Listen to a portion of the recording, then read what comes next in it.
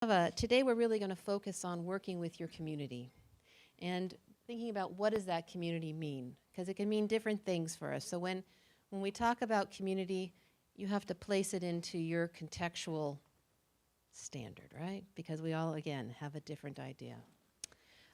We have 4 really fine speakers for you this morning. Andy Carey, who is the CEO of the Border Philanthropy Project and a great friend, is here to share his perspective, and he's worked a lot with communities in the United States, Mexico, and actually throughout Latin America, in different roles. Bill Stevenson, who is a vice president for Community Bank, is also here to share his experiences. We have Paul Granillo, who is the CEO of the Inland Empire Economic Partnership, and Thomas Galindo, who is the market president for BBVA. Again, thinking about the communities, it's best to, again, just sort of, we can put communities into a community of faculty. We can have a community of students. We can have community residents who we serve. How does the universities interact with their communities, right? We can have communities be leadership and individuals and not just at the community members. And each of those, you have to interact at a different level. Voy a decir muy brevemente en español nada más para los compañeros. Vamos a tener un panel muy especial esta mañana de platicar sobre la comunidad y cómo interactuar y trabajar con los miembros de esta comunidad. En ese sentido, pensar y hacer la definición con ustedes mismos, de pensar cuál es la comunidad en que usted trabaja, ¿no? Porque para todos está diferente. Para mí es como un profesor, yo tengo comunidades de estudiantes, yo tengo comunidades de rectores, de otros profesores, tengo comunidades de personas que ya están en la comunidad. ¿Ya? Los ciudadanos de esta, la de San Bernardino o otras partes de esta región. Y cómo nos podemos trabajar con ellos. Este es el enfoque de este panel por la mañana, y tenemos 4 expertos que van a compartir su experiencia con nosotros. Si tienen alguna pregunta, por favor, nada más levanten la mano, y yo creo que nos podemos tener algo informal en que nos podemos platicar. Tenemos una conversación más que, algo formal. With that, I just said, if we have any questions, people can ask questions, and we can just kind of work on it as we go to have sort of an informal conversation with everyone. With that, I would say, empezamos. So the questions for our panel this morning is to give a short introduction and an overview of their organization so we can get a feel of who they work for and what they do. Their perspective on community outreach and providing ethical leadership from their positions. And then the linkages that they've created with the communities that they serve, some major issues or challenges that they've had in leadership, and how are they able to resolve them. And then finally, if they have a story they can share with us about leadership and ethics and working in the community. So to start, we'll just do a round table. We can start with Andy. And Andy, if you just want to give a short introduction and the overview of your organization, and we'll move around the table. Thank you. Good morning, everyone.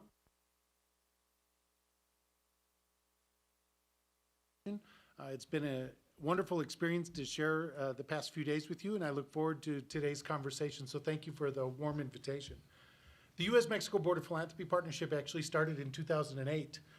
We had existed before that as a program to support community philanthropy through a network of community foundations in an effort funded by the Ford Foundation. After a successful 6-year program, they decided to convert the program to its own organization, and I was hired. So I relocated from Indianapolis to launch the U.S.-Mexico Border Philanthropy Partnership. We're a binational organization, so we're legally incorporated in both the United States and Mexico. So we're a donataria autorizada, asociación civil. We even have a CLUNY, which allows us to receive funds from the federal government in Mexico. We're binational, so our staff team and board team is completely bilingual and binational. Our leaders come from both sides of the border. We have a team of 5 staff members and 12 board members. from across this 10 border state region. And since we started in 2008, we have grown substantially our program. We started with the support of 18 community foundations, and today we have over 250 organizations from the business and corporate sector, from academia, from government agencies, slow down, okay. The nonprofit sector, philanthropy, across the 10-state region. So it's been an amazing period of growth for us. When we started, the community foundations at first were hesitant to let nonprofit agencies come and be a part of our network. And they said, well, Andy, if we let in all the nonprofits, they're going to just ask us for money. And I turned to them, I said, well, you're in the business of giving away money, so you shouldn't have a problem with it. And that has worked very well for us because the nonprofit sector makes up half of our network, and the community foundation influence is now just 25% of our member network. So it was an important decision for us to be able to grow and expand. In the past 8 years, we've had some pretty important resources to deliver to the local community. We've had to provide training and education opportunities to over 8,500 board and staff leaders in both English and Spanish. We've provided over $150,000 in technical assistance funds and re-granting. So we've secured funds from organizations like BBVA, and we've re-granted them out to our member network to support capacity building initiatives, strategic planning initiatives, fundraising planning. We've provided one-on-one coaching to over 100 members of our organizations where we sit down and it's sort of the doctor's in, and what do you do? How can we help you? And so those have been rather transformative for them. And we've also started a new program where we provide fiscal agency support. Since we're legally incorporated in both countries, we can help legally transfer resources, financial resources, between the US and Mexico, north to south and south to north.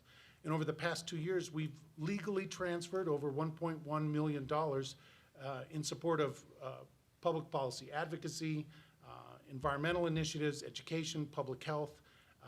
And so it's been a great, great story.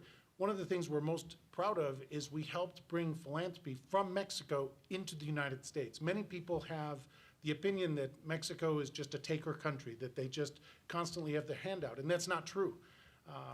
We're very proud to share that 93% of all philanthropy that happens in Mexico happens from within Mexico. Mexico's absolutely taking care of its own. In the cases we're talking about, the Fundación Tichi Muñoz, which was founded by the family that started Bachoco, which is the poultry business in Mexico, the poultry and egg business, they've supported a significant initiative about the environment in the United States. And so we're very proud to support that. So it's been a wonderful 8 years. It's important to participate in these conferences and to have great friends like Dr. Collins, and I enjoy working closely with her, and I'm anxious to hear about some of my fellow panelists' words as well. Thank you. Thomas? All right. I'll tell you, first of all, I'll tell you a little bit about the bank, and then I'll tell you a story because it kind of defines community for us. BBVA Compass Bank is probably the 18th largest bank in the U.S., but worldwide, they're one of the top 20 banks in the world. You're probably familiar with Bancomer, which we own. It's BBVA Bancomer, and our friends from South America, BBVA is a pretty prominent name out there where we're BBVA and then whatever the bank that we had acquired at the time. That's our goal. In California, we're rather new. We've only been out here 5 years. We only have probably about 60 branches, about 25 of them in this area. But we're growing. And our headquarters is in Spain. So our goal or our motto or built in, as our CEO says, it's built in our DNA to work in the communities. So I'll give you an example. I live out here in the inland. For those of you who aren't familiar with the area, I'll try to give a little more detail. I live in the Inland Empire, and I worked in downtown Los Angeles for 18 years. That means an hour and a half to a 2-hour drive in the morning, to an hour and a half to sometimes 2.5 hours drive home. And that's with my wife and my child at home. My wife worked with me for a while. In 2006, I was given an opportunity by Bank of America, we'll throw that plug in there for now, to work out in the Inland Empire. When I came to the Inland Empire, the first thing they told me is, do you have any charities you want to get involved with in your community? And I said, I haven't been in my community in 18 years. I have no idea what's out here. Because I worked in the Inland Empire, I drove home. I came home late. I probably ate, played with my kids, went to bed, started the routine the next day. B of A at the time basically said, we want you in the community. So about in 2006, it's been 10 years now, I have been a part of my community, which has made my life so much more enjoyable, my children's life so much more enjoyable, as well as all the boards that I've served on. Now with BBVA Compass, they have the same motto, let's go be involved in our community. Our relationship managers, who are part of our makeup of our commercial bank, are all required to be part of a board, join organizations, but we don't say go join a board. It starts off with, what do you want to do to help your community? And so I have been involved on the Dean's Advisory Board here, Cal Poly Pomona, UCR, the Unforgettables, for those of you might know who that is. Also the Rancho Cucamonga Community Foundation, also in home loan programs. And these are all things, and I say this because these are all things within our community, within here in the Inland Empire. And when you live in your community, you work in your community, and you give back to your community, that's what makes a difference. It was real easy to go to LA, work, give some money to some organization, and then come back. Now you're giving your money and your time, and my life is a lot better, and I guarantee you all the organizations we're involved with is a lot better because you have someone there committed. So that's my little story about community, because I think that's a powerful story. I hope everybody has that opportunity. Good morning. Muy buenos días. Feliz Día de San Patricio. So happy St. Patrick's Day to everyone. My name is Paul Granillo, and I'm the President and CEO of the Inland Empire Economic Partnership. And I want to set a context for the Inland Empire. The Inland Empire is the entirety, as defined by the United States Census, is the entirety of Riverside County and San Bernardino County. It's 27,000 square miles.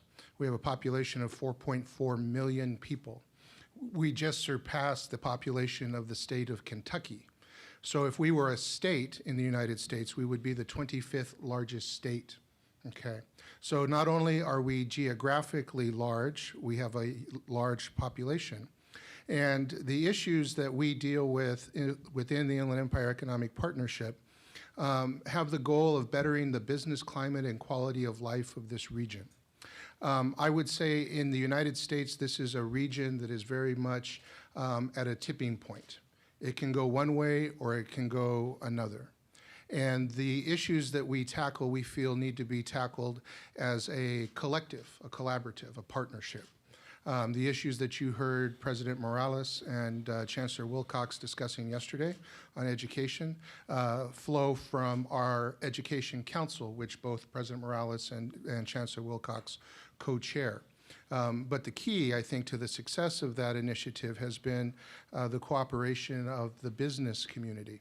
Also, not just the cooperation of the business community, but the sharp elbows of the business community. With no disrespect, sometimes education and business do not speak the same language. They do not work at the same speed, and that can lead to a lot of missteps.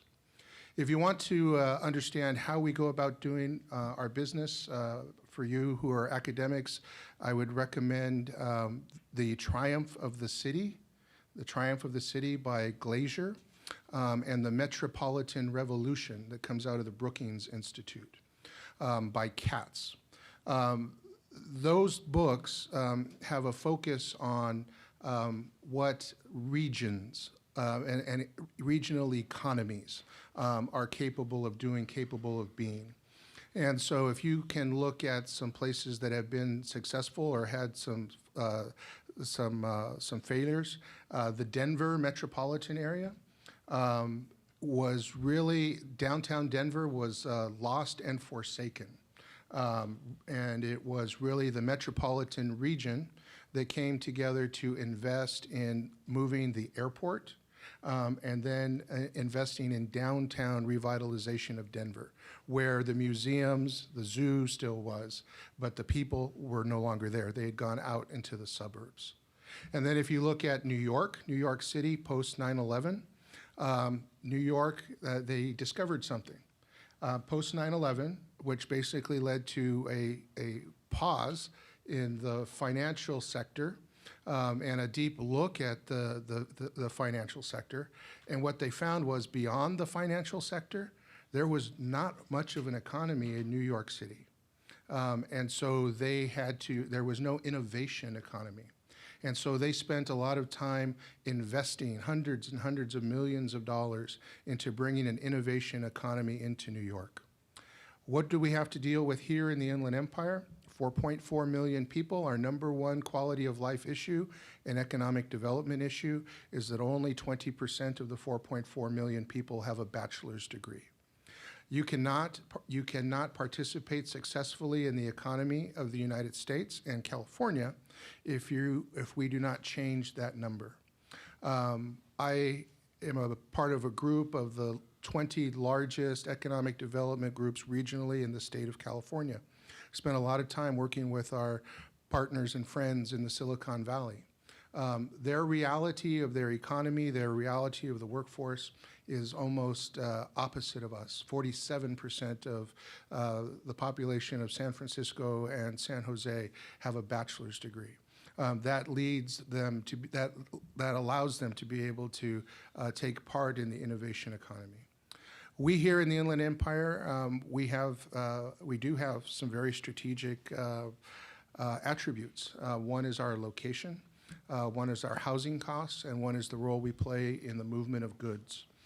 This is one of 5 logistics hubs within the world of its size. When you flew in and you fly out, you'll see those warehouses. Every one of the Fortune 500 companies does business in this area.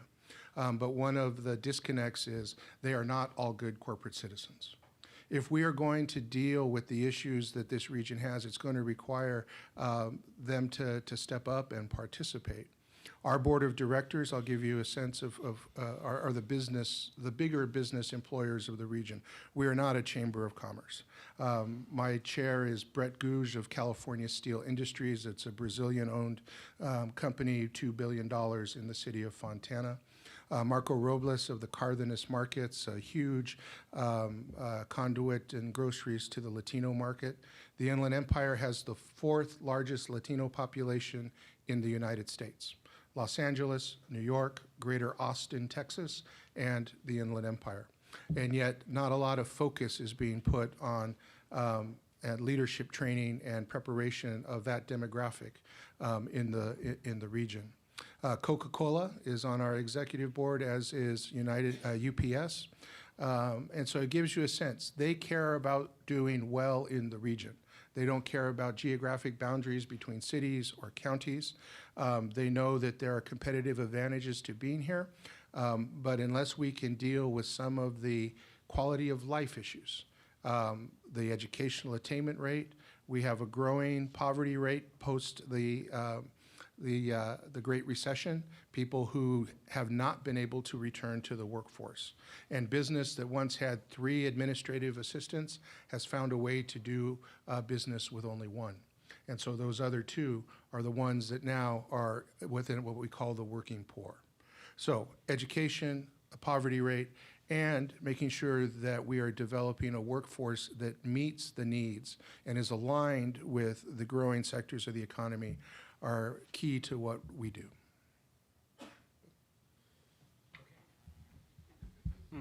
My name is Bill Stevenson, and I have nothing to add at this time. Thank you. No, I'm just kidding. I have to follow Paul. Thanks a lot. So, Say something in Spanish. I know, yeah. Buenos dias. That's it. I'm done. The end of my Spanish. I was actually a student here in the late 70s and early 80s, and I graduated with a degree in business from this school and went on to get a master's. And I've actually come back now and I'm an adjunct professor of finance in the accounting and finance department here. So I currently work for a bank called Community Bank. So we have actually community in our name. And our focus is very much small business owners in this region of Southern California. The bank itself is very focused on small business lending.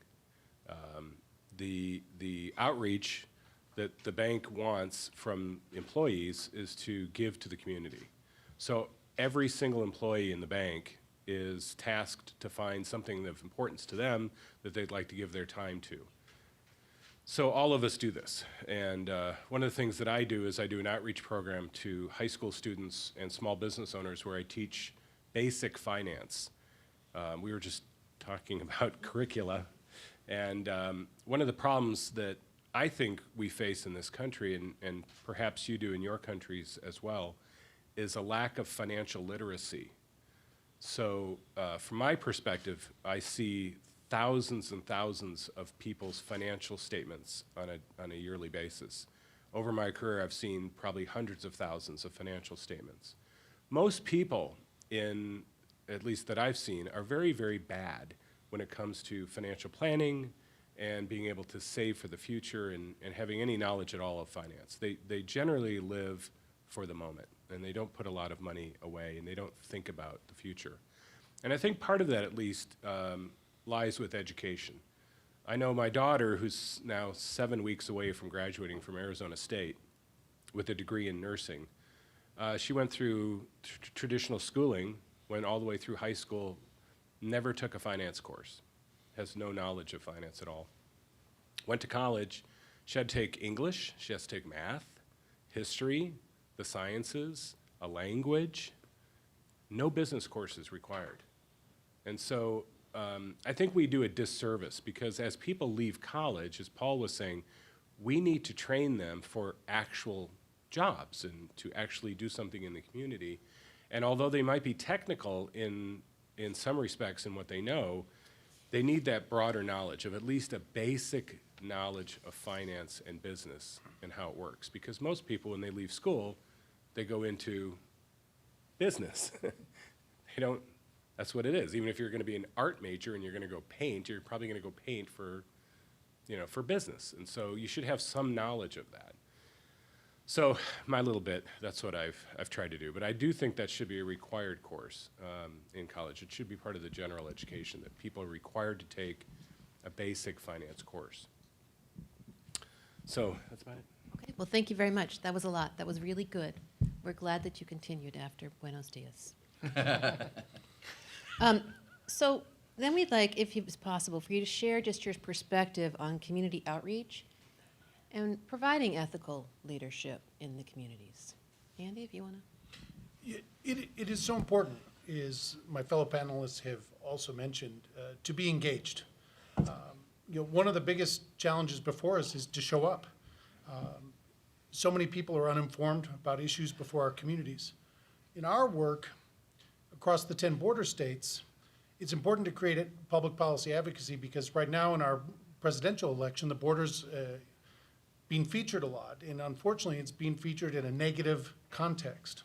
And so for us, in our work right now, we want to continue to get out other stories about the border. If you hear the national news or one of the presidential candidates talk, he's constantly talking about, oh, the people are just pouring across the border. Well, that's not true. The border is actually more secure now than it has ever been. And they've invested our tax dollars to the tunes of billions of dollars to secure the fence and to increase Border Patrol agents. But if they would actually listen to the local communities, they could actually have a stronger impact. In the city of El Paso in 2013, a study was done on the state of the border. It was done by the Wilson Center and Arizona State University, and it was done in collaboration with the U.S.-Mexico Border Philanthropy Partnership. And we increased the number of green uniformed officials, which is our Customs and Border Patrol. But what we really needed to do was increase the number of people in blue uniforms, which actually facilitates people and goods coming across the border. If you look at the number of agents we increased in the El Paso sector and the number of apprehensions they did during 2013, the agents each apprehended one person in the entire year. Well, that's crazy. Had we increased the number of people waiting on the Bridge to the Americas or the other people trying to come across, the goods trying to come across, we actually would have strengthened the opportunity. The U.S. and Mexico are huge trade partners, and the border wait times have a significant impact on our local economies. And the reason I share this is because from a nonprofit organization, we can engage in public policy advocacy. And I think this is where we have a huge opportunity to inform. We're not, engaging in political campaigns or anything like that, but informing the dialogue, informing the debate. And there's lots of ways for nonprofit organizations, for academic institutions to inform that debate through research, through white papers, and going to Congress and talking about it. One of the things we've been able to do in the past year is to actually go to Congress and actually talk about the impacts of philanthropy in access to affordable health care in the border region. And so we were able to put out a call to our foundation members and talk about the grants that they're making into communities to support access to affordable health care, as an example.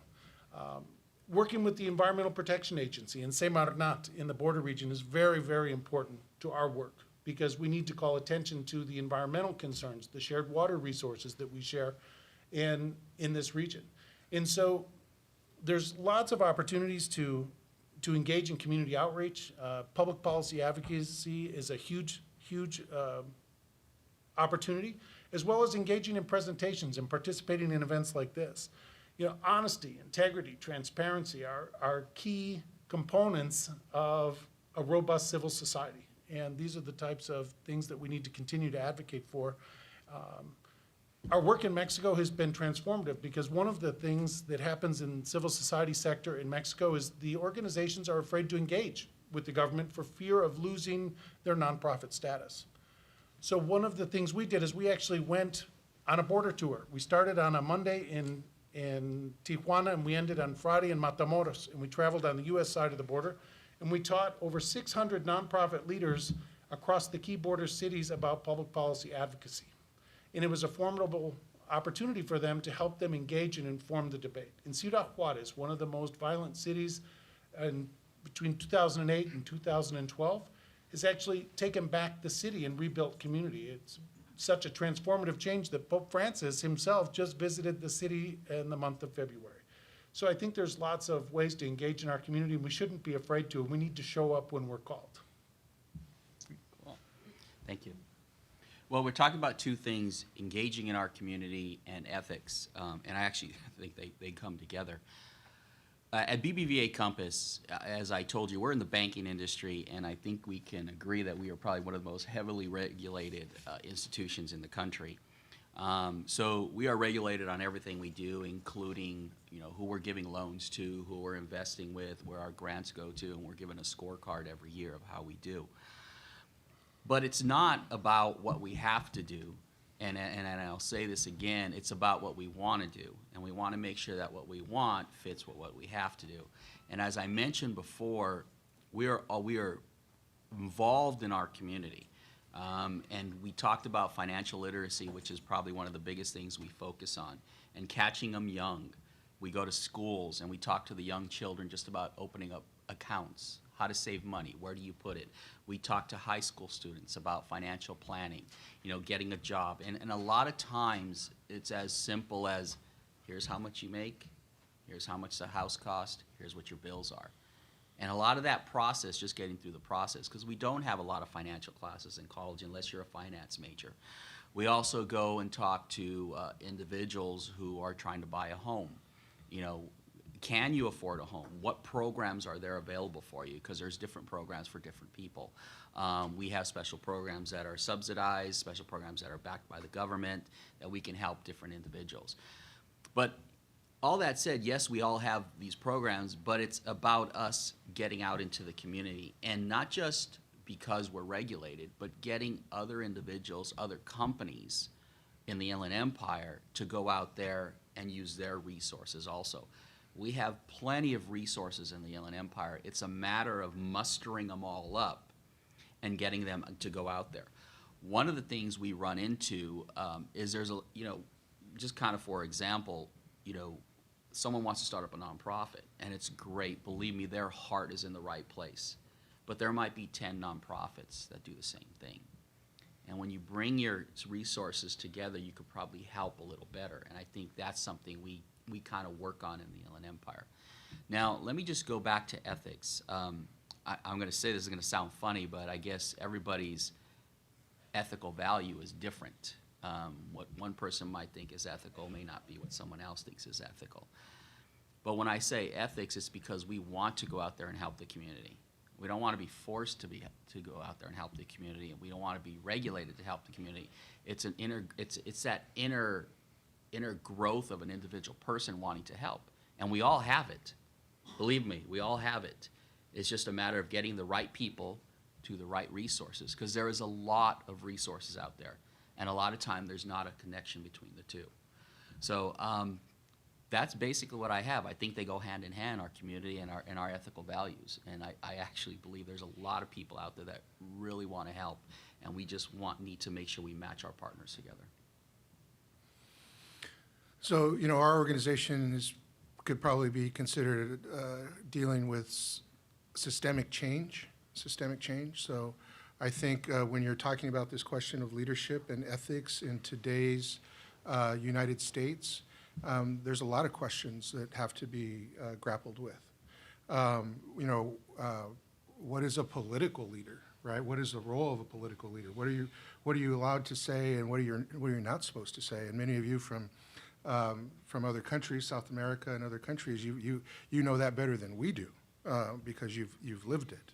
I think for the business community, leadership is going to be stepping up and having a voice and using the resources that they have to make sure that the values that make this country run and make our economy run are at the forefront. And so we invest a lot of time in leadership training. And our belief is that you can't be a leader unless you really understand the situation. You have to understand the world situation. You have to understand the situation of the country. We have a leadership training academy where senior level or soon-to-be senior level executives in the public and private sector, they go into our leadership academy. You cannot understand the movement of goods in the Inland Empire unless you go to the ports of Los Angeles and Long Beach and look and see what is going on there. The expansion of the Panama Canal is looked at by many as being a danger to the economy of Southern California, and yet the newest ship, the Benjamin Franklin, carries 18,000 containers and is too big to pass through the expanded Panama Canal, okay? So that is a non-issue. By the way, try and put 18,000 coins in your bathtub, okay, and take them out, right? Can you imagine doing that? And yet we're able to do that with containers that are half the size of this room and to ship them across the sea. So I think understanding the issues and leadership, I think more so than ever, for business to be successful, you have to have leaders that are investing in their own leadership skills. And then to ethics, I think that's a big one because we continue to see breakdown in leadership and breakdown in institutions. And what does it mean to be ethical? What does it mean to be ethical? So I'll give you this example, and another nod to a book would be Robert Putnam from Harvard. I was at a talk that he gave last week, and he was talking about the last time things were this bad politically in the United States. And it has a direct correlation to the wealth gap. So that would have been at the time of what we know in our history as the robber barons, okay? The centralization of wealth and the railroads. And it was a very bad, bad time. And yet, the United States was able to do one thing that changed the society and the economy. It was at that time that the United States created the high school, okay? And with the creation of the high school, then you had the ability for people to advance in skills development, reading, writing, and understanding that led to the rise of a middle class. And so his contention is that as bad as things are, that out of this will come new ways to take people who are not being able to participate in the economy and to give them skills that will allow them to do that. But that is I think we have to look at ourselves ethically and say, what are my responsibilities to keeping the nation on the right track?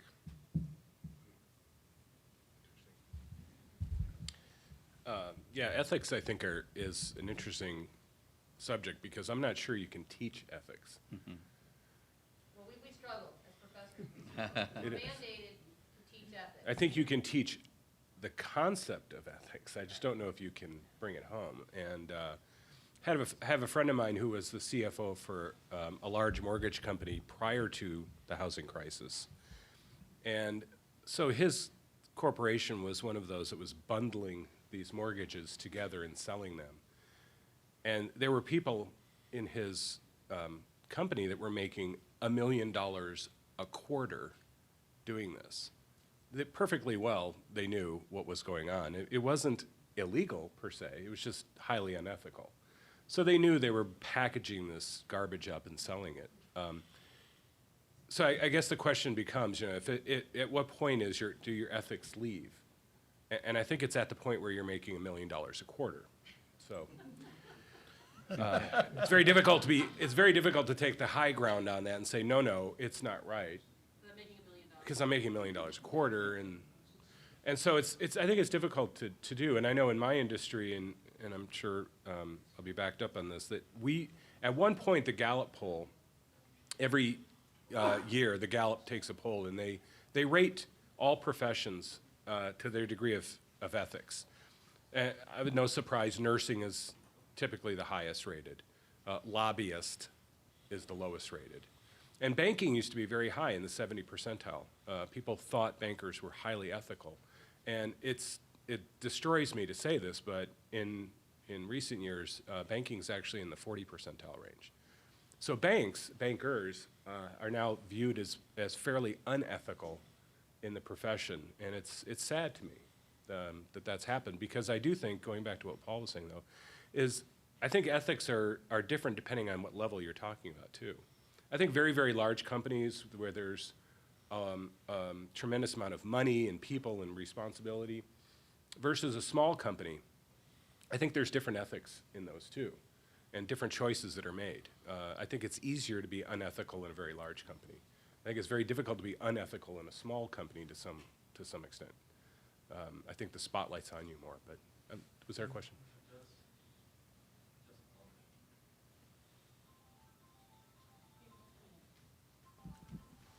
So then we can get it on recording, I think, as well.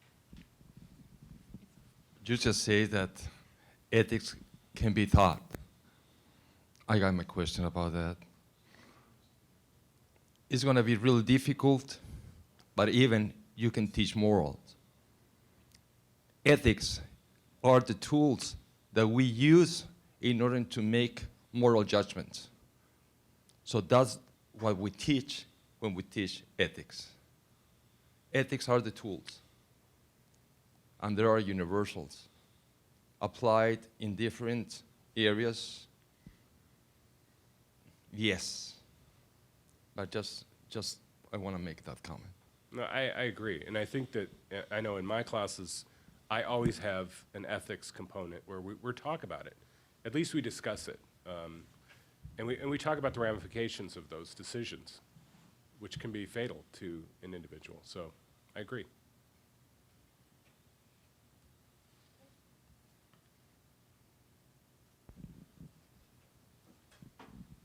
But it is difficult. We also have to teach ethics, and it's one of these things that we look at and we're always thinking, they come in with so many past experiences already at our level, and see all the professors in here, we're all nodding how we bring it about. Okay, the next question we have is, how have you created linkages with the community you serve? So how have you really done the outreach? How have you worked with the communities that you work with?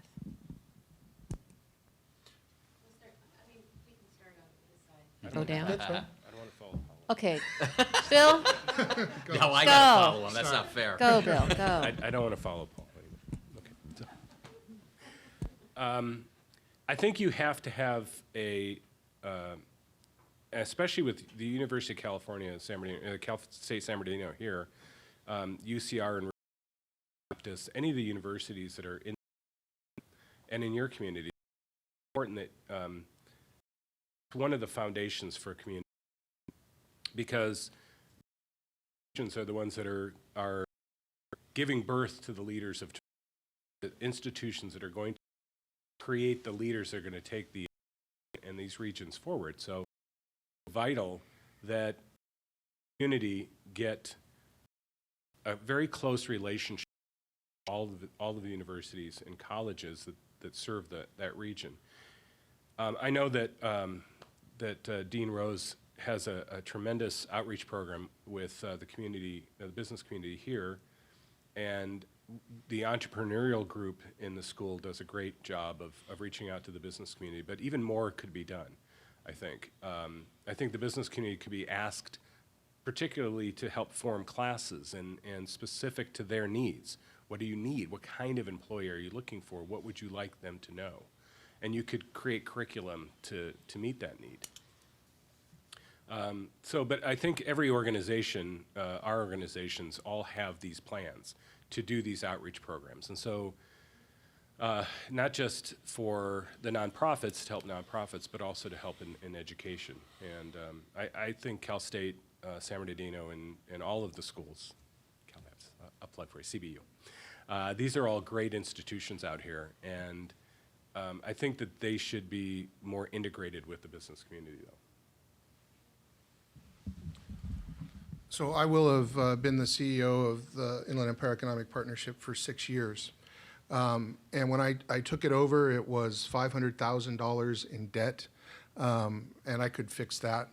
I had 16 employees on the day I walked in, and a week later I had 6, okay? That's how you fix that, okay? But more importantly, the reputation of an organization that at that time had been around for 25 years had suffered. And one of the major problems with the organization was that it had become completely dependent on the public sector. So the support of the 2 counties and cities. And the business community didn't see any value in the organization because an organization that says that we are working for jobs and to support business had lost its ability to challenge the public sector because it was financially dependent upon the public sector. And so my mission was to kill it or start something new. And what we did is we went and created a model that basically says that this organization is financially dependent on the support of our business members. And I think that has been our great success. Because that gives us freedom to advocate for positions that are supporting jobs in a region that desperately needs jobs.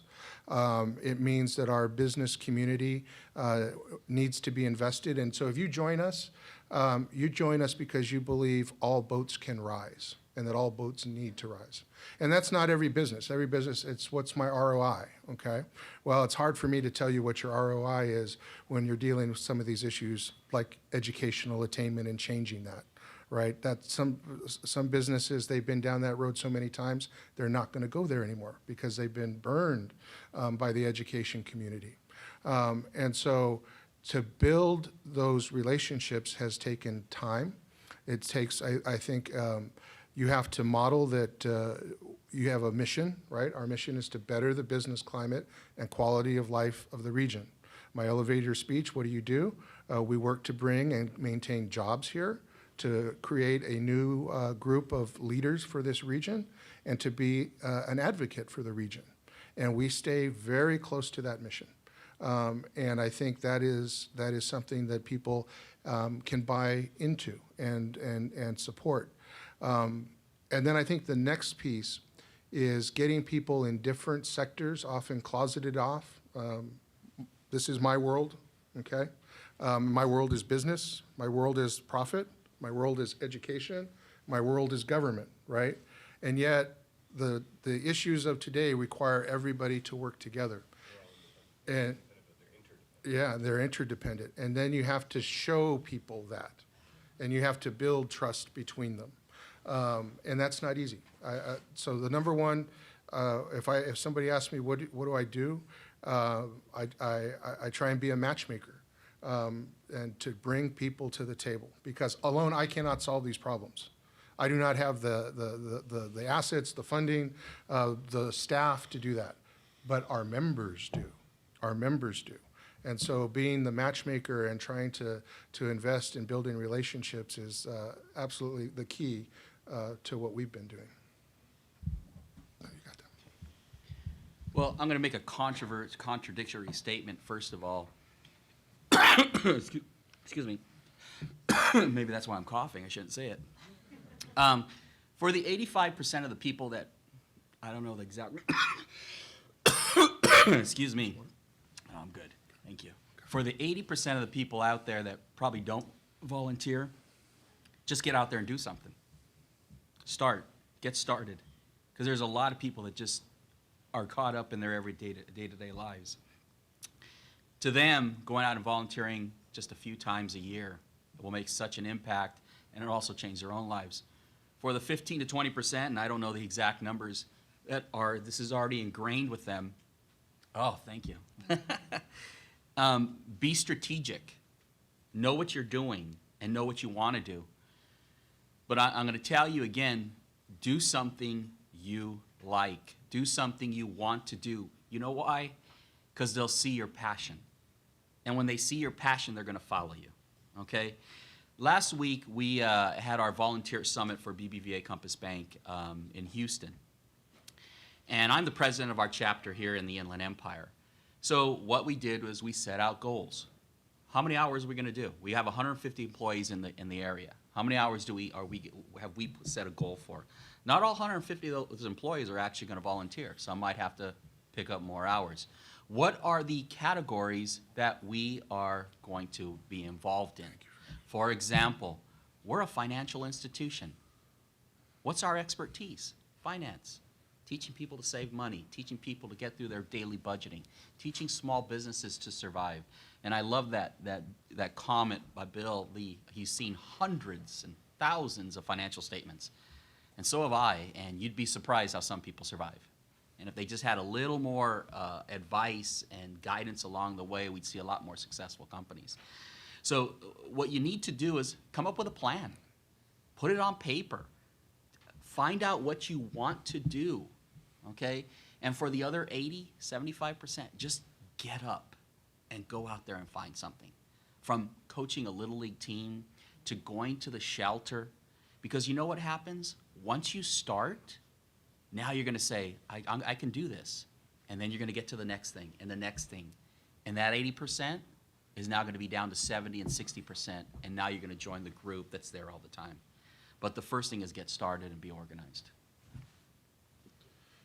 In our work in the 10-state border region, a lot of people have a lack of knowledge about what's really going on, as I've shared in previous remarks.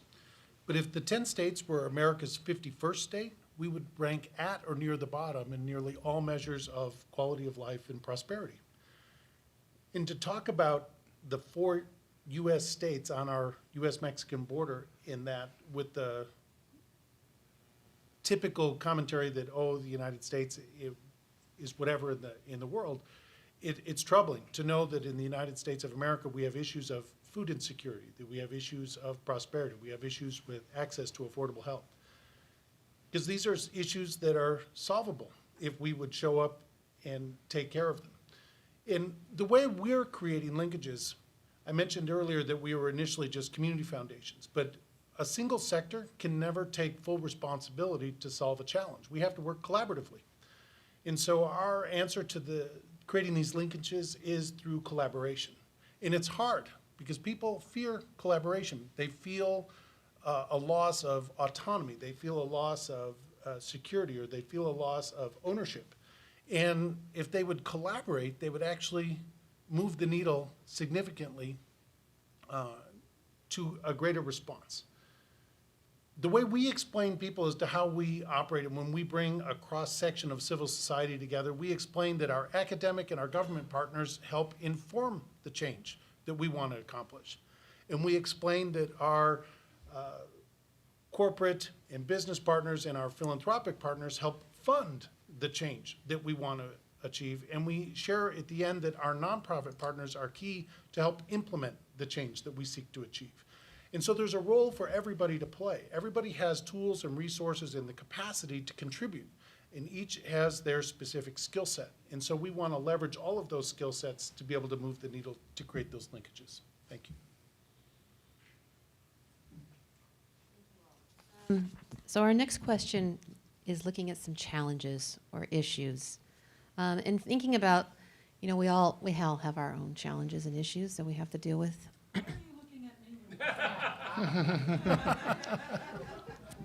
Some are people, some are yeah,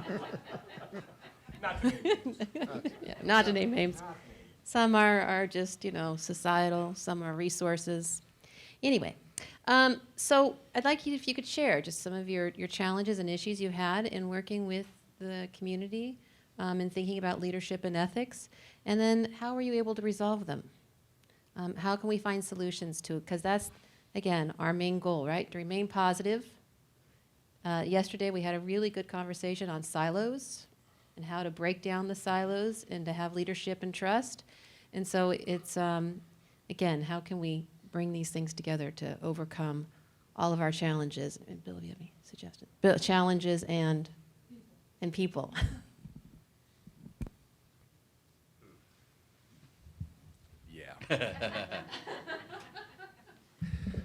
I'm going to go back to something Paul said because that'll make me seem smart. We really, we really can't do this alone. You have to do it in cooperation with everybody. One of the challenges that I know I've had personally in dealing with some of the nonprofits is their missions overlap. And so there's a lot of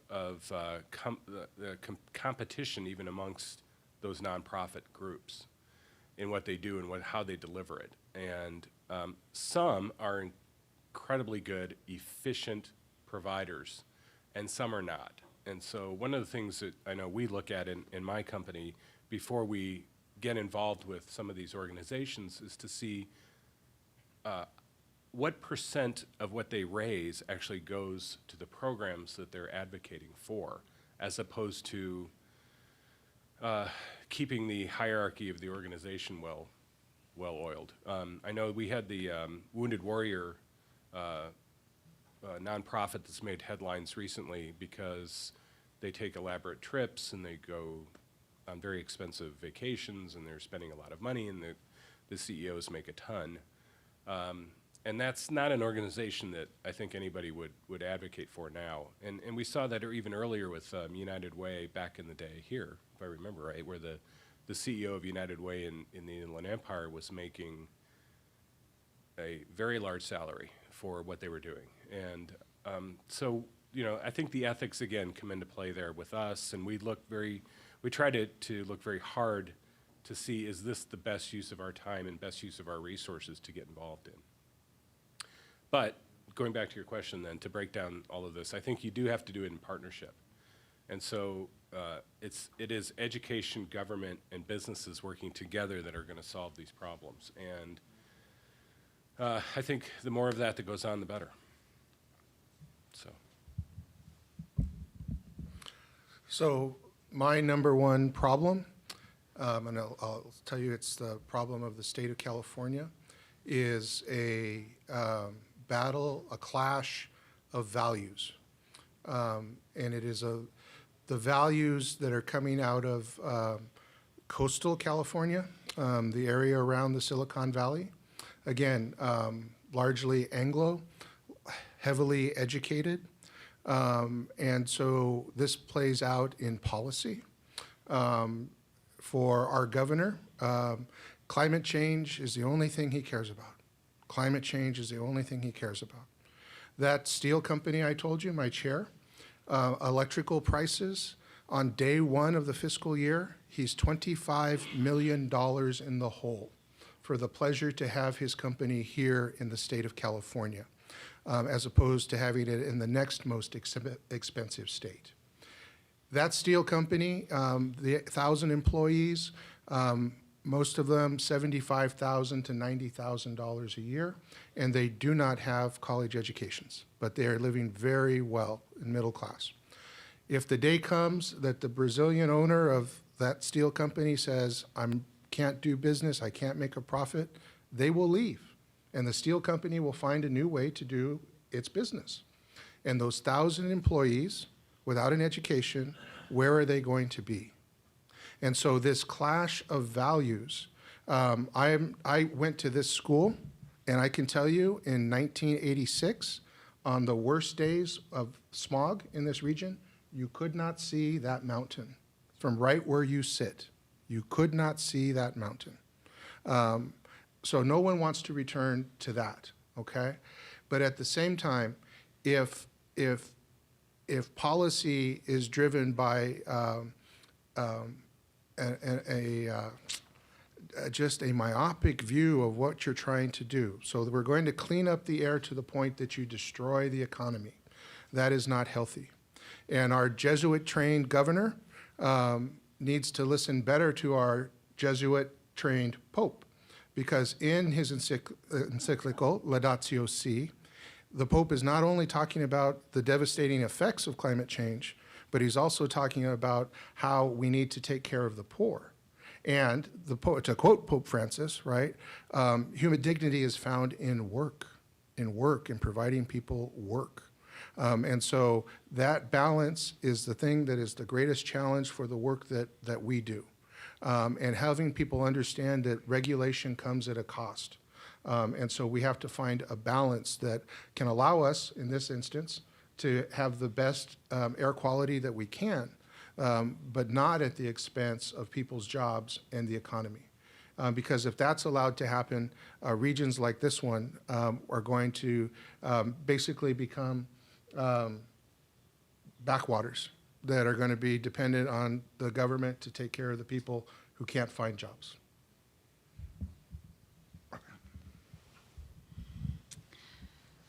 The biggest challenges that we face are resources, and part of those resources are funds. As a bank, we are asked daily for donations, programs, and we get that a lot, and every bank does. In fact, every company does, and there's only so much to go around.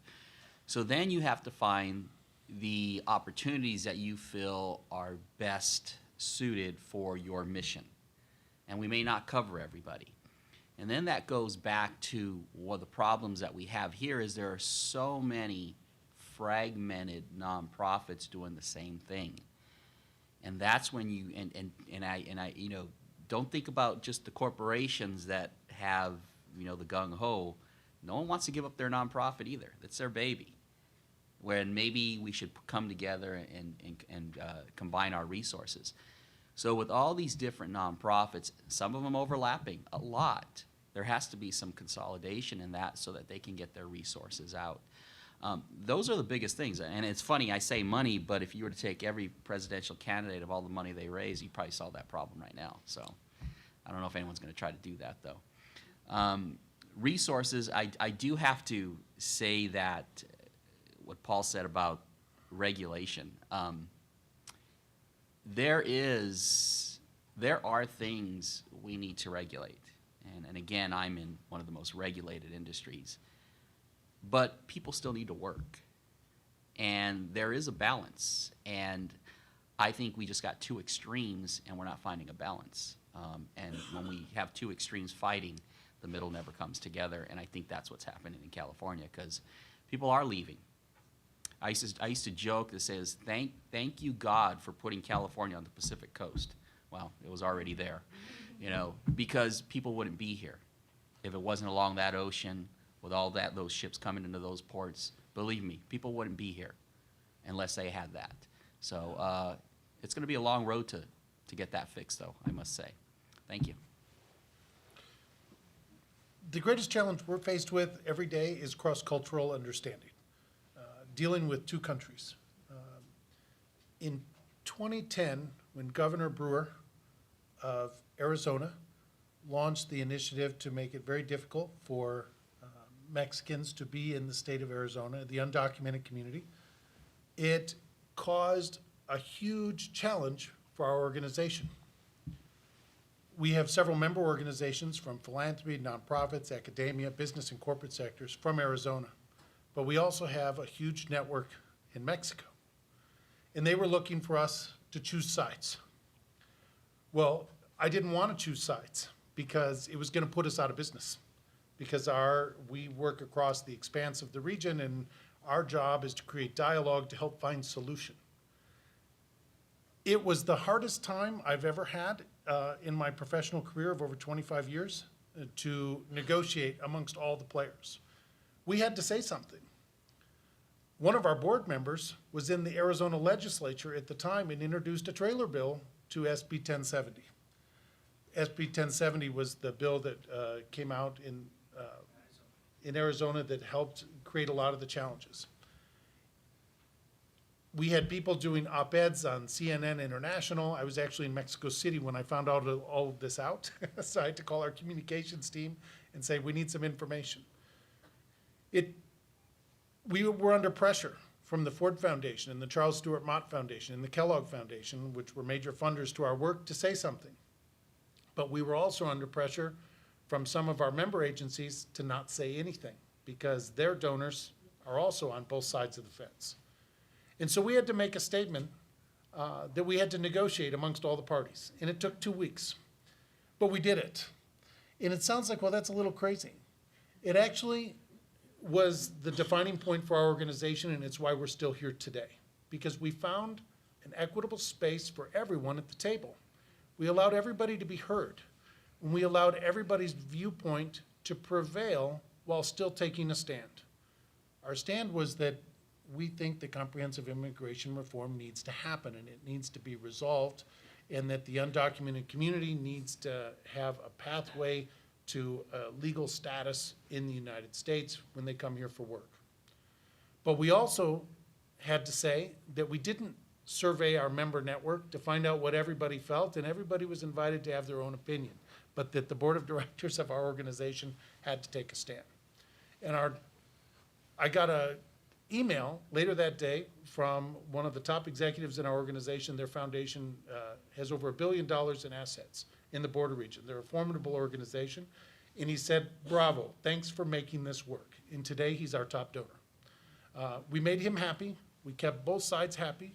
And we found a way to stake a claim in the debate. And you have to be careful. As a nonprofit organization, you typically have to remain neutral. But in our work, because it has impacts between the United States and Mexico, we had to say something, but we had to figure out what it was going to be. And so my suggestion to all of you is to stay in the fight. Find that spot for yourself. Find that opportunity for your organization to have that defining moment. It was ours.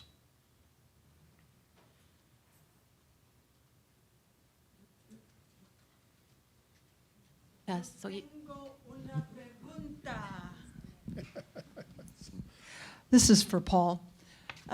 It's a comment and a question kind of rolled together. What Kimberly was saying earlier about all of us as professors, we wrap ethics into our curriculum, into our syllabi. And it is hard to teach someone who's been on this earth for 20 plus years right from wrong.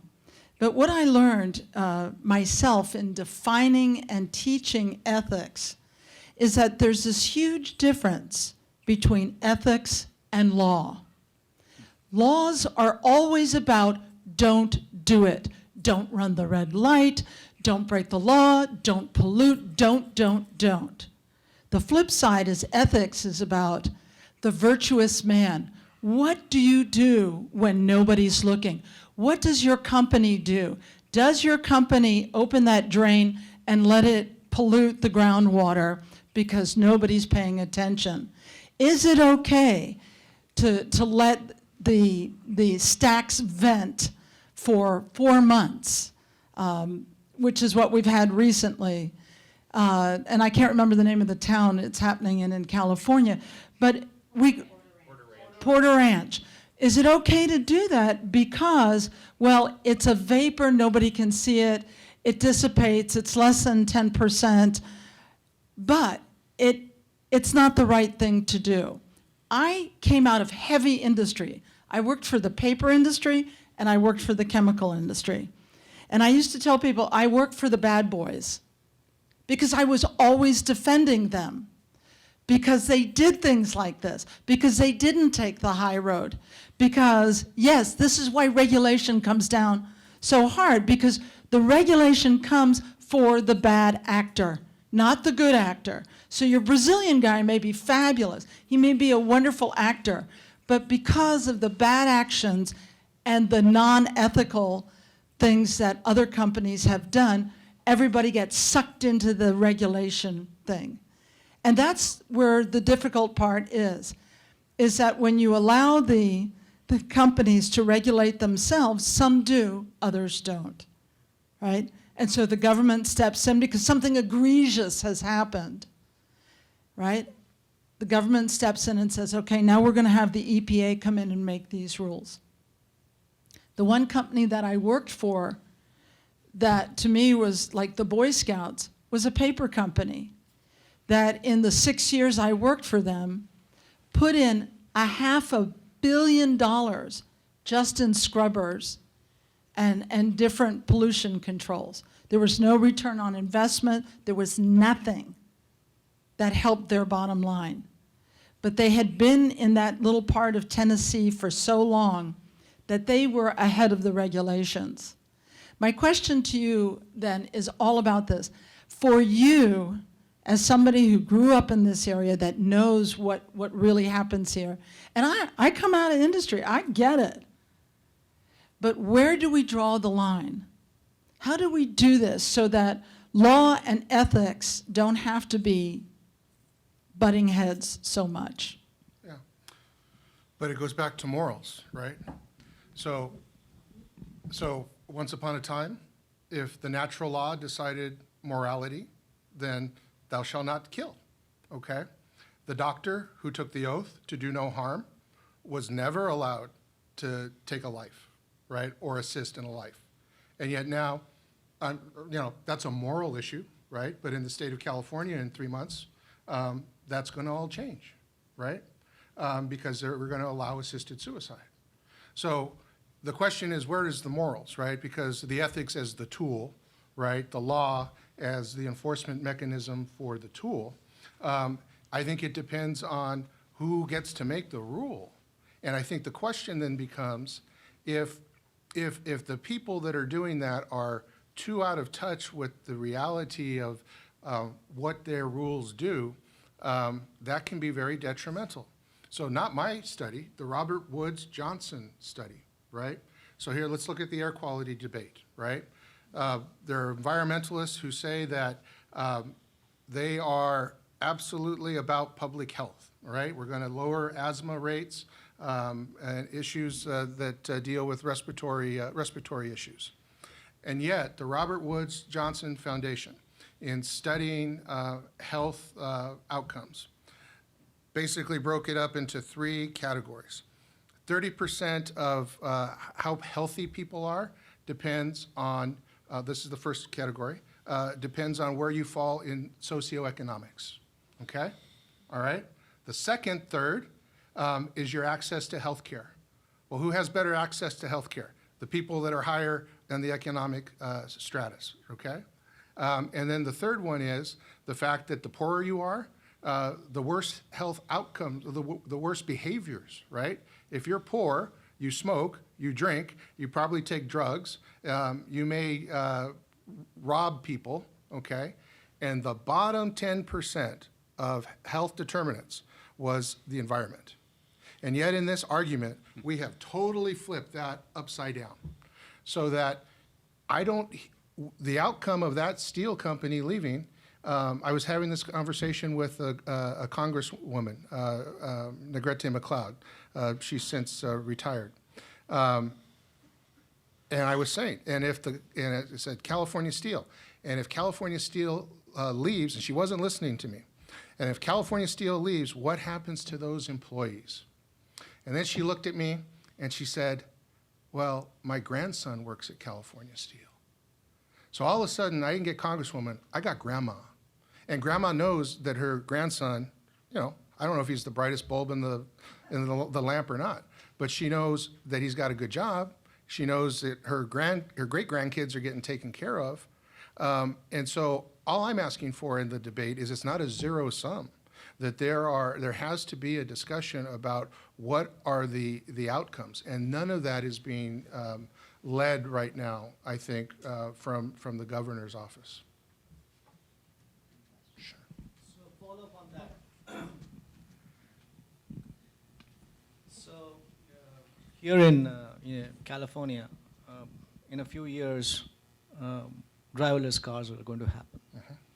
There's going to be huge monumental change in the employment structure of this state. Where does ethics and leadership play in that part? Should we say that there should not be any driverless cars? No, I think that's up to the academic class to be having those debates. So for instance, we have created 150,000 jobs in the Inland Empire, one of the fastest growing regions in job creation in the United States. And yet, what we're not investing in is in training a workforce in robotics, in computer systems, and so much of what, let me give you this example, okay? My iPad, right? If you go to a restaurant, Applebee's today, there sits the iPad. And you can pick up the iPad, you can order, right? And when you're done, you swipe the card. And what has that allowed them to do? It's allowed them to reduce the wait staff, okay? By the way, because of that, we're also getting fatter because we order more. Where we wouldn't order dessert in front of a person, we'll do it on the iPad, just as an aside, okay? So the economy is fundamentally changing. So what are the ethical ramifications? Are we going to people who don't have any training, right? Are they just going to become a permanent underclass? It will be, it seems like, because there's going to be no training, there is no structural, so there cannot be any, there's no structural, training for them if somebody loses his job. It's not like Germany where, the commune and the business as well as the government work towards to make sure that the people are retrained and then they get another work. There is no such safety net here in the United States. Well, that's one of the things, and as educators, what we hope is that we get more people educated and not just trained. But there's also no denying progress at all. I mean, you can say, well, we don't want driverless cars. They're coming. It's inevitability. And so it's not denying that they're going to happen. It's incorporating these changes that's the challenge. It's going to happen. What do we do? How can we incorporate these new paradigms into society and into the community? And so if there's displacement because of technology, which we've already seen in our day, then what is the replacement? And society needs to look at that and say, where are the jobs and what is the training? So are we preparing our workforce for meaningful work? Are we offering them this opportunity this time? Are we visionary? Can we see these things coming far enough in advance to be able to say, here's the changes we need to make? Or are we just reacting and now it's too late? Now you've lost a generation. Or it's gone overseas or many other things have happened. So, yeah, I just kind of question a little observation first. So certainly if you have a healthy economy, and a lot of studies on economics say that the people in the entry level, if they can get into the entry level, will add to their skill sets and then move on. So you might have the same amount of people in an entry level, but it's not the same people over time. If you have a dynamic economy that has potential for people to move into other jobs along the portfolio that's available. The question I have is, and it goes back to the education, if that's true, then should everybody being pushed into a university setting, are we missing the boat by not having junior colleges doing things like welding and some of the other areas in manufacturing that are shortages that they can't find? The employers are struggling. They have an aging workforce. They're not even sure how they're going to replace those people. Are we missing the boat on the portfolio of how we educate as well? I'm just curious, and that could be anybody here. So Dean, I think, I would say we don't know, right? 120 years ago, we'd be sitting we'd be sitting in a dark room, right? So we just happen to be lucky enough to live at the beginning of this next age of man, the innovation age, right? So how the light bulb and the engine changed at the turn of the last century, we've been the recipients of all that. In my lifetime, from 1968 to today, what I've been able to see. And the other thing about this question about, Thomas was showing me a picture of his beautiful daughter, going to graduate from USC, right? My daughter is 4. And I want her to, her mother, my wife as her PhD. We're big believers in education. And yet, I know what she can learn and is learning on this, right? So, will this make you obsolete? Will it make the most educated among us obsolete because all information can be gathered here? Will it make this institution obsolete, whereas business has learned after the recession to have to do with less resources and to consolidate? Government is doing that. I think it is the academy that is the last to look and say, high wages, high overhead, is that a sustainable model in the age of this? So I think it's a huge question that you ask, and we don't know the answer to that. So I hope you all retire before.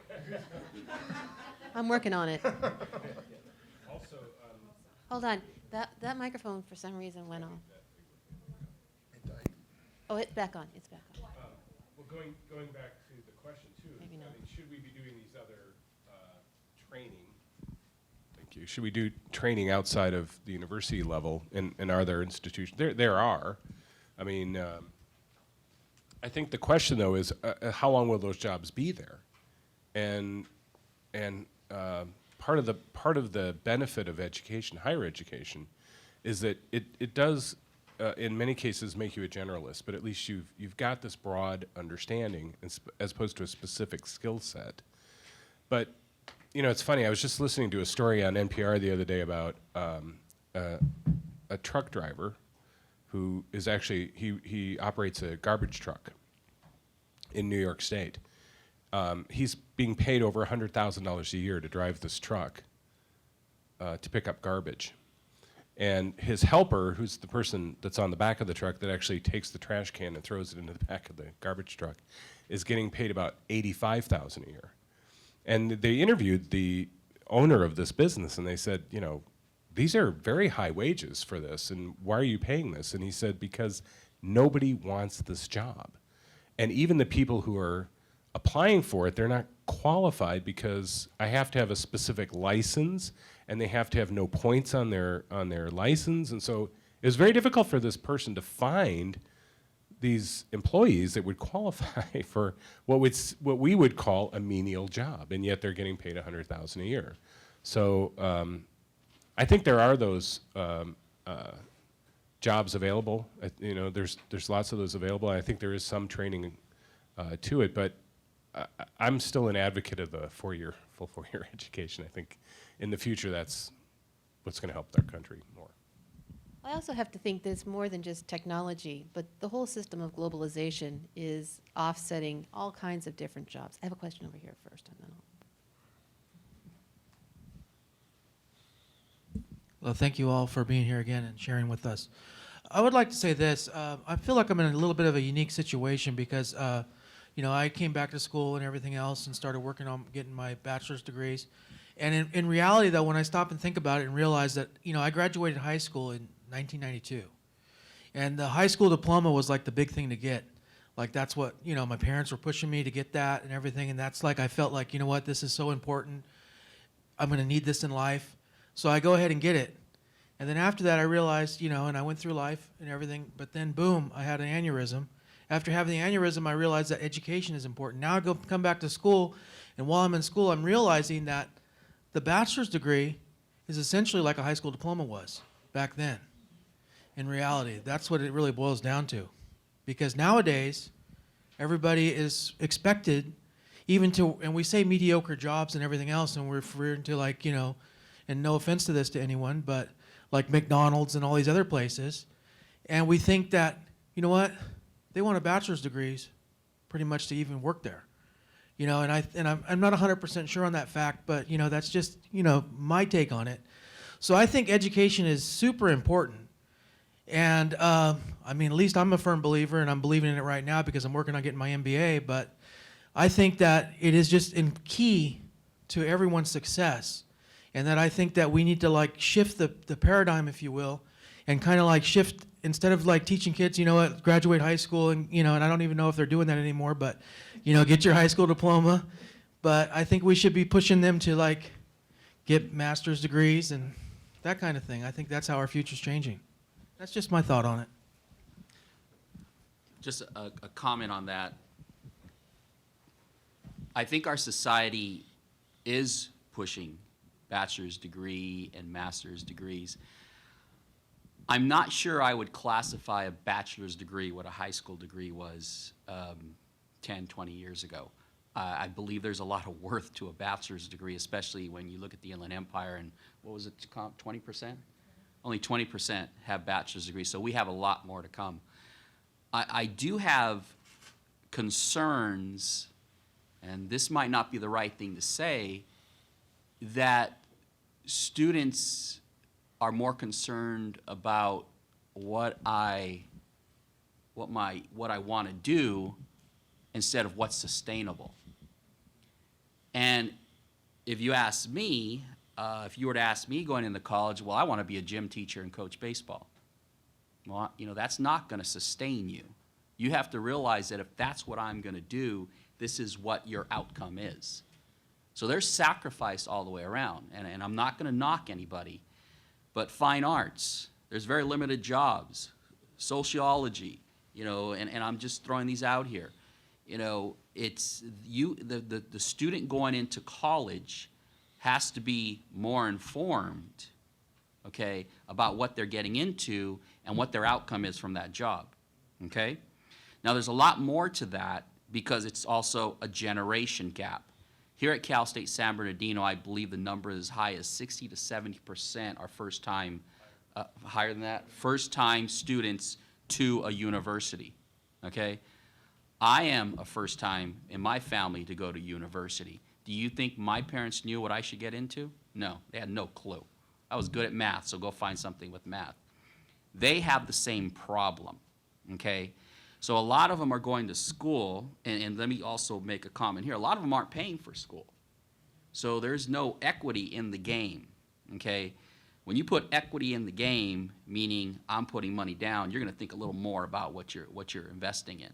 Okay, I made a joke with my girls, and remember, they had the benefit of their mother and I to guide them. Okay, sometimes it's yeah, try this. Sometimes no, you're not doing that, because we've already went through the process. The joke, and please don't take this the wrong way, was if you come out here and tell me you want to give me a sociology or psychology major, I'm not paying for your college. That was a joke. Okay, because my point was you need to go find out what you're going to do, what is the outcome of that degree, and how are you going to sustain and take care of yourself? Now, I'm not sitting here saying that people with sociology degrees and psychology degrees aren't going to be beneficial, because they are. My point to them was know what's the outcome of that degree. A lot of students, well, okay, undergrad is where you learn. It's not just what you learn in school. It's the discipline of getting it. High school, you have to get up every day. College, you have to get up on your own. You have to go to class on your own. My two daughters, no matter what, you were going to stay on campus. We don't want to stay on campus. No, because you need to go eat when you're on your own. You need to go wash your clothes on your own. You need to get up and go to your classes on your own, because they need to learn that discipline and guidance along the way. So there's a lot more than just what you're picking as a degree. It's a lot about life and growing and being responsible and disciplined and how far you're going to push yourself. And the people who push themselves more are probably going to be more successful, depending on not even depending on what their degree is, regardless of what their degree is. So that's just my thoughts. But then again, that was 30 years ago for me. So things might have changed. Well, but you have to see that the workforce has changed. Again, globalization has changed us completely. You know, Alberto and I had a conversation about tomato growers were there tomatoes? In Peru. And so now they can bring tomatoes over from Colombia. Was it Colombia? Am I remembering any of the facts of this story right? Much cheaper. And so they're losing their jobs, right? And so how do they compete? Now, just to go to your positioning of you know, those soft skills, maybe degrees. The head of the... Those were just examples. I'm just going to say right now, the head of the Federal Chief Information Officer writes that those who are trying to cyber intrusions, cybersecurity is a huge growing field. It's the largest field, as there's more cyber crime all the time. But they say they want more than just people who are technically skilled. They want economists. They need cultural anthropologists. They need a whole wide skill set of individuals. And so it's really knowing what the job market is. And the job market, I think, for many students, the problem is it's changing very quickly. And it has so many different pressures to it, like multiculturalism, like dealing with silos, as we've talked about in these past 2 days. So it's such a complex issue. As human beings, it's very difficult for us to even keep up to what the realities are. And I'm just reading for you, so I just... So for the students over there, I just hired as an administrative assistant at $16.50 an hour, a graduate of the University of California at Riverside with a fine arts degree, okay? She's bright, she's intelligent, she's bilingual, but it's an entry-level job. It's like $35,000 a year, okay? No, right? But what's better is that she's going to work for us, and that because of who we are within the business community, the public sector, education, we're like a mill for if you're bright and smart, I lose them. I lose them because he calls or she calls him and she sounds like she knows what she's doing and doesn't waste his time, and those soft skills, right? And students need to develop the soft skills. Right now, I'll disagree with you because a lot of our businesses are saying, I don't want them to have any specialized training. I'll train them. Workforce development, I was on a panel with the Director of Workforce Development for the state of California, and he said, right, in the welding and the specialized training, he says the problem we have is that the technology turns over every 17 months. So you've trained them to do something, and 17 months later, it no longer applies. And then the last thing I would say, the millennials, that is a huge jump for business because the millennials have a different perspective, a different worldview. For governments as well. Governments can't figure out how they're going to keep... And they need to remember that this Generation X guy, right, still wants people who can write, still wants people who can talk, can sit in a boardroom and hold their own. It's not about just being with your friends and telling everybody on Facebook what you're doing every minute of your life, right? Those skills, along with a strong education, are what's going to help. What's going to make the difference between who is successful in this shrinking number of jobs in the world. We have one more question, and well, maybe a couple more. Yeah, observation. In fact, the cybersecurity is housed in our department, so we are doing pretty well there in terms of having students and preparing our workforce in this area. But I really echo the comments earlier in regard to the changing jobs and not prepared. If you look at the important partners in our society, what would be the major responsibility of the government? I would echo like building the infrastructures for the quality of life in our region, whatever it is, including creating jobs as well. Then businesses are creating jobs, right? And education, I think our earlier mission was in the college was preparing business and government leaders. I remember that mission statement there. And the IAEP, Paul, as you mentioned, in fact, you incorporate all three of them. And besides, you try to bring all these different partners or institutions together to work together, right? And I think to have a very visionary vision as to what our region is supposed to be 50 years later, it's very important. That could be the guiding principles for what we will be working on. And what would be the core competencies that we want to build in our region? I think holding on jobs is very important, but 15 years later, we know it's not going to be here. So, how do you prepare for that kind of changes should be the leaders' vision, and that's how we should prepare the leaders in terms of their thinking and how we get there. As an example, if you look at Germany, their educational system is very different from ours. They have those, like community colleges and those jobs, and they have different levels of educational system, apprenticeships. And I think we really look into how, in the future it will become and how the paradigm should be built so that we will be prepared. In Germany, they have manufacturing 4.0. And for that manufacturing, that 4.0 incorporates a lot of technologies, as you mentioned. So I think it gives me, in terms of today's session, gives me a lot of thinking, really, how to prepare leaders from, educational institutions' point of view, and how really we need to work with the business community and nonprofit organizations and everybody, really maybe come up with the right vision or whatever vision that we want to achieve in the long run. What I would say, it goes back to your question about teaching people about the different sectors. Our Leadership Academy this year is heavily public sector. And so as they're encountering business, it's a whole mind change to them, okay? So if you work at the county, you got a job, it's a good paying job, you're gonna have a great pension, right? I mean, it may be county work, but you're set, okay?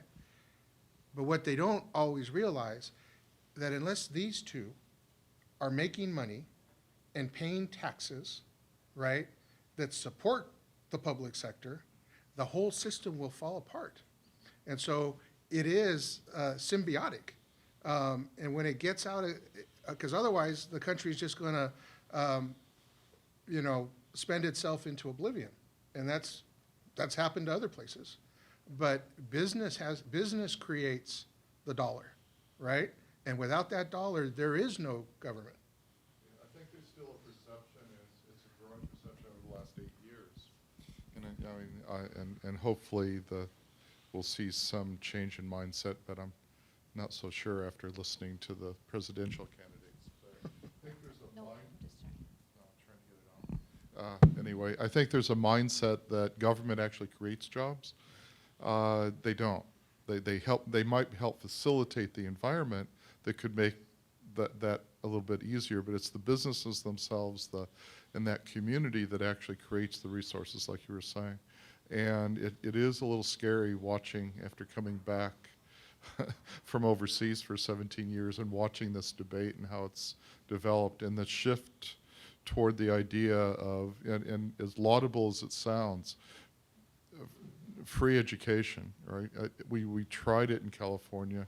it got to the point where it's not sustainable, right? I mean, that, and to go back to that nationwide, I've seen where it's happened in a couple of places around the world, and these places are struggling keeping the quality of the education up because the academics in those programs are not getting supported the way they used to.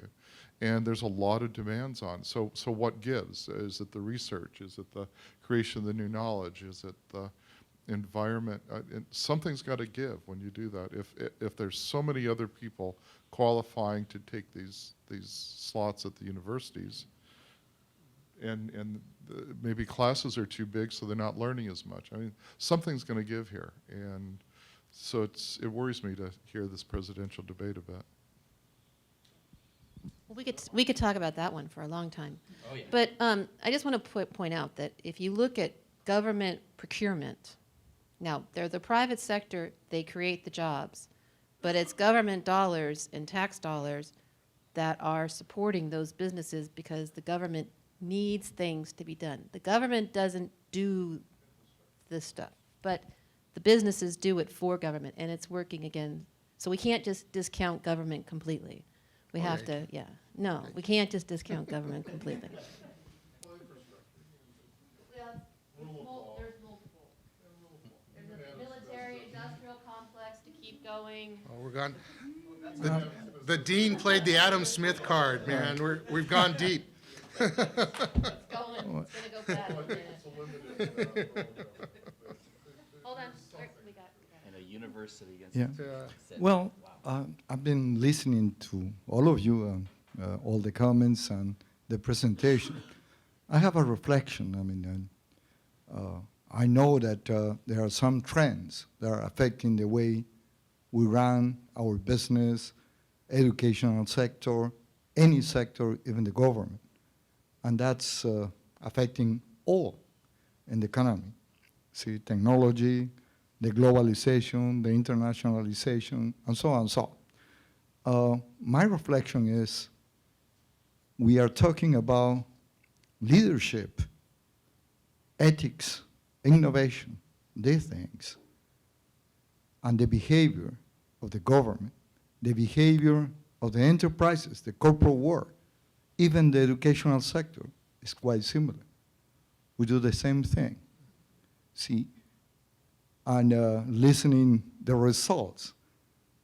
For example, I heard that what the workforce or the population on the candidates to be a student in a technological institute or a university, how they should choose what to study and how to prepare, how to be trained or educated. What is the main factor to choose how to select a profession or something? And most of us, and most of the people in the government, in the corporate world, even the educational institutions say you have to look for something that offers you a possibility to generate your income and have to survive in the society. That sounds correct. You see, it's not that you study or you look for something that you dream, that you want it, that you are good for, even though that, let's say, the market requires more engineering, more in information technology, and no geographers, anthropologists, whatever. See, what is the main factor to choose this? See, when I was a kid, I always dreamed to be something special. And that was the reason. I was good in that. I love it. I wanted to be like that. That was a dream. No, I was not looking, and some of my generation, they were not looking for, let's say, what is going to happen when I get the degree if I'm going to get a job. That's a different issue. See, what is your suggestion how to, let's say, offer? It seems to me that the institutions, academic institutions, behave exactly as the institution of the corporate world. See, there is no way that an academic institution can grow, can invest, if they don't generate a surplus. It doesn't matter if it's a for-profit or non-profit organization. If you want to grow, you have to offer products, careers, whatever, that the people will come. If you don't have students, you don't have a university or a school. Therefore, you have to be very competitive in the market. There will be some schools that would offer anthropologists, geographers, very small group. And the population or the people will go to this in a local environment, in a regional environment, or globally, because there will be schools that offer these options. You have to choose. How's this in the same, in the global market or in the corporate world? I don't know what is your reflection about this. I think it's a great point that you bring up. I have another, one of the young people that left us.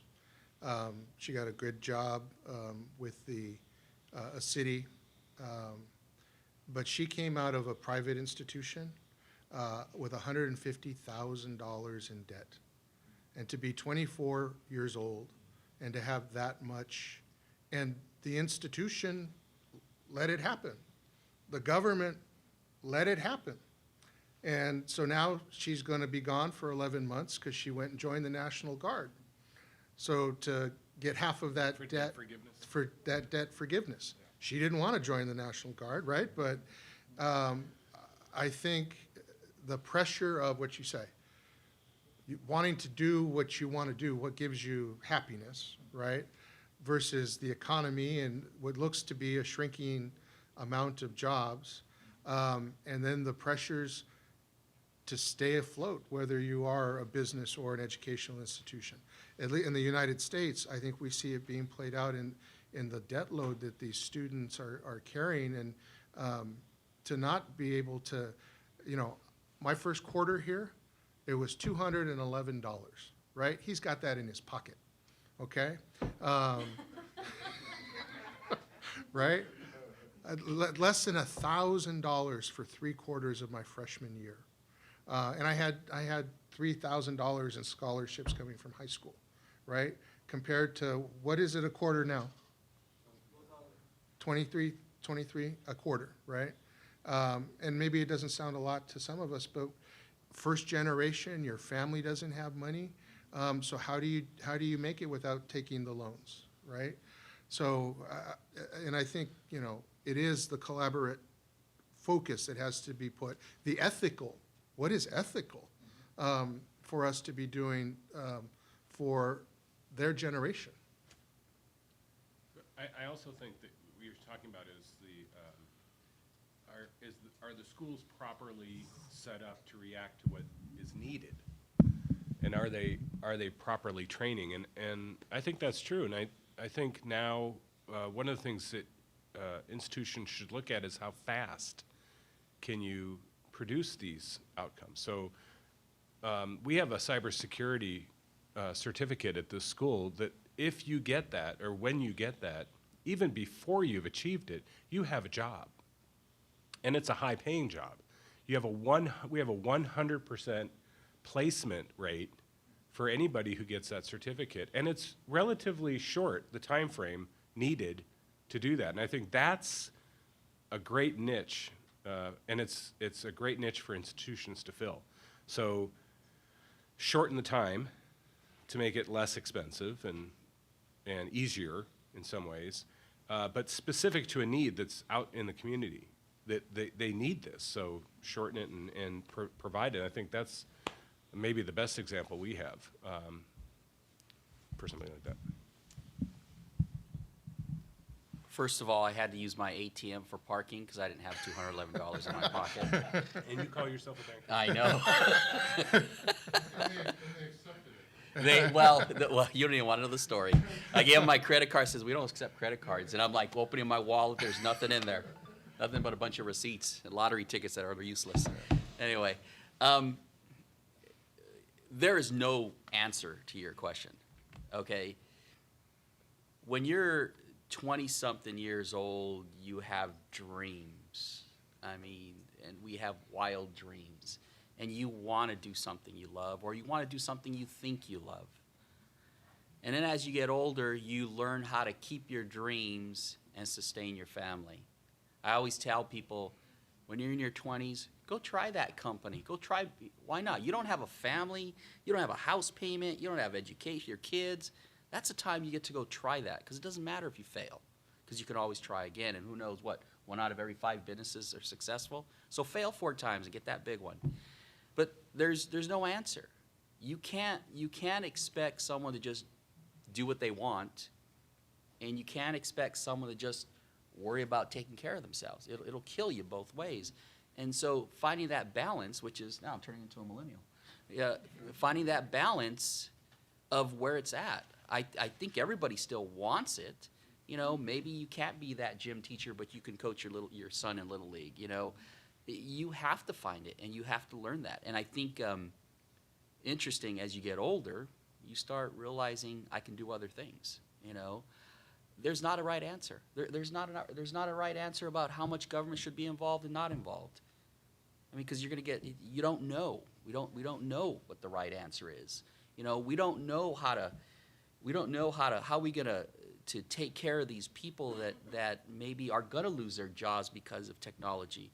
We don't know what the right answer is. You know, we do provide training, but are we providing training in the right spots? I don't know. And there's a happy medium in the middle, okay? That's going to have to keep everybody happy. It's not here, you know, survival, you know, Darwinism, and it's not here socialism or communism. It's in the middle. Where is it? You know, we got to figure that out. And it's just like the student every day that has to figure it out. He has to realize I got to survive. I'm going to have a family. I'm going to have kids. I'm going to buy a house. But I want to still enjoy my life. That's the age-old question from the cavemen. All right, then. We're almost, I think we're out of time. But Andy, did you want to share anything? Because you haven't had anything you want to say? Last comments? All right. Well, I'd like to thank all of our panelists today. This has really been interesting. I think we could continue to talk about it. I think they're all important points, and I think it continues to change. Again, you know, as our society changes so quickly. I mean, think about it, you know, just in our lifetimes. When could we have seen this many people from different countries sitting in a room talking about these issues that really transcend our nations? We've become so global, and the issues have become so similar for all of us. It's really figuring out how we can work together to move these ideas forward, because they are critical for all of our societies. With that, I again thank you, and I'd like you all to stay up here so we can take a picture.